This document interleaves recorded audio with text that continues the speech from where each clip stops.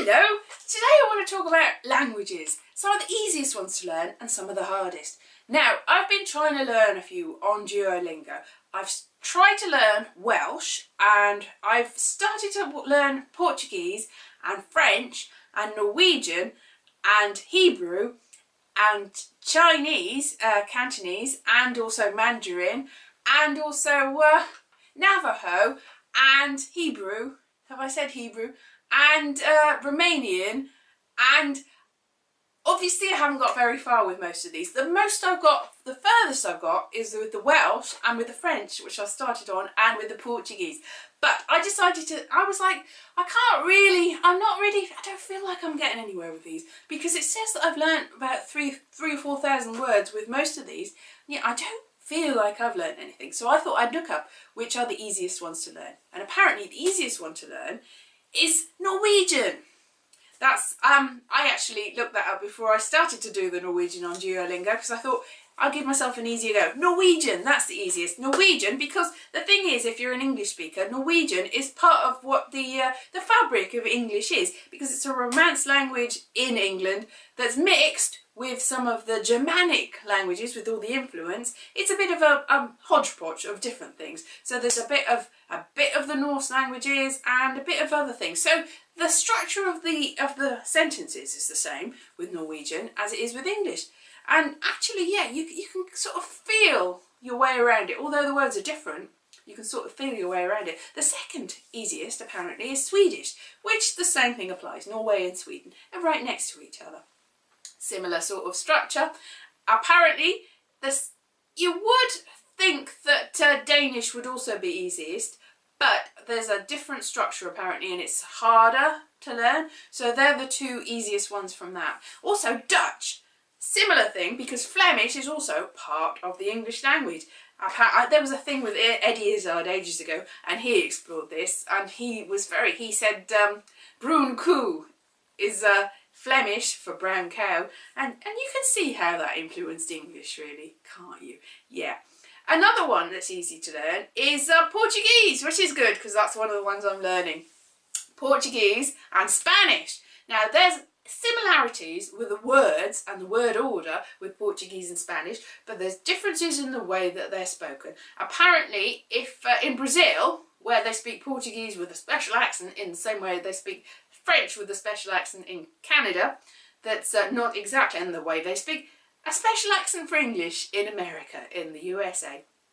Just how it happens, really. In Portuguese in Brazil, it's not quite the same as the Portuguese in Portugal, but there's a lot of people in Brazil, so it will be a useful language to learn, I think. And also, if you want to see 3%, which is a very good Portuguese drama on Netflix, then you should, that might help. It can't hurt. So I've got a little way with Portuguese, but I'm not as far as with French, which I'd already started to learn French. I started learning French at school. At school, I learned French and Latin. Latin, very useful. Look, I've still got some of the books from... I bought it. I found these somewhere. This is more sophisticated than the Latin I learned. I actually learned all about Caecilius in Pompeii, but this is Bibeless. There's a handbook to tell you how to read it. So Latin. Latin is also one of the influences, obviously, to English. Latin and Greek and the Germanic languages, a bit French, a bit Dutch, all sorts of things. Oh yeah. One of the other easy ones to learn, apparently, as well as Dutch, is Afrikaans. Because apparently Afrikaans is like Dutch, only it's slightly easier. Great, because there are no genders for the nouns, and the you don't have to conjugate the verbs quite as much, and there are only 3 tenses. Now, if you've ever tried to learn any language, you'll know that the tenses are that annoying thing. There's like a million tenses, and you have to learn the gender of all the nouns, and it all gets complicated. But in Afrikaans, you don't have to do that. It's past, present, and future. Easy peasy weasy, probably. Because another one that's easy to that's an African language, but it's also a European language. But the other African language that's apparently easy to learn is Swahili, because I don't know why. You'll have to take my word for it, but it did say in some of the places that I've seen that that's an easy language to learn. So that's handy. What other languages? Italian. Italian is easy to understand. I mean, who doesn't love Italian? What Italian do you know? Loads of Italian. And you can also watch Goodfellas. There's probably some Italian in that. And yeah, Italian. And The Godfather. That's the one I was thinking of, not Goodfellas. Goodfellas, there probably is some Latin as well. Now, on to the harder languages. Now, some of the harder languages. Oh, one of the easy languages apparently also is Romanian. I tried to learn Romanian, but I didn't get very far with that. Anyway, some of the hardest languages to learn are one of the ones that I'm learning right now. Welsh. Ha ha. Lovely. I'm from Wales. I never learnt Welsh, and I'm trying to learn it now, and it's so hard. I've learnt about 400 words. No, 400 words, 4,000 words, and I still don't really understand it. I'm trying to watch S4C, S4C, and I'm trying to get into it. I'm watching things called like Amser Maitharol.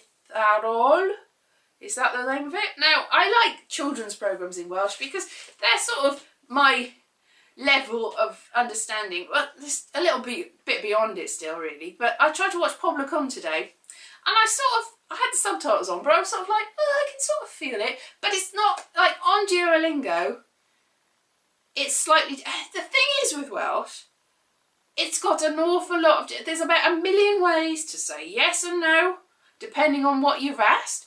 There is also very many ways to conjugate things, and there's mutations, which mean that something like Bangor, which is Bangor, it's a place, is also can be Fangor or Mangor, depending on what the context is. It's like, oh no. And also the word order is a bit weird. Apparently it's the same word order as Hebrew and a lot of the Asiatic, Afro-Asiatic languages. So it's, all the other languages have got a specific word order, but these, the Celtic languages and Hebrew and Arabic and a lot of the African languages and Gaelic and Gallic and Breton and Cornish have all got this particular word order. Everything's a different way round. So that's going to be quite difficult. I'm trying. I'm getting there. I've been learning for 4.5 months. It's 111 days plus 29 days because it does count on Duolingo. So nearly 130 days I've been learning, and I'm not really feeling like I'm any further across. This might help. So Christine, yes, never mind. Let's have a little look. Christine meets Wyn in a cafe and asks him to teach her a little Welsh. Blawydych Chyn Bwy Christine. See, I've learnt, I can't say it. I can sort of understand it. I can't say it. Rydw i in byw in Llandaff. I live in Llandaff. I don't live in Llandaff. Rhaid i ni fynd. No, this is not the French. This is not the same as the Welsh that I've learnt on Duolingo. It's like, what? This is like basic Welsh and it's not the same. I don't know. So I've also got a French book, and I'm trying to watch things in French on Netflix as well. I'm going to start looking at things in Portuguese as well. Other things that are difficult if you're an English speaker are most of the Asian languages, and that's because mainly it's a different word order, and also because they don't use the Latin alphabet.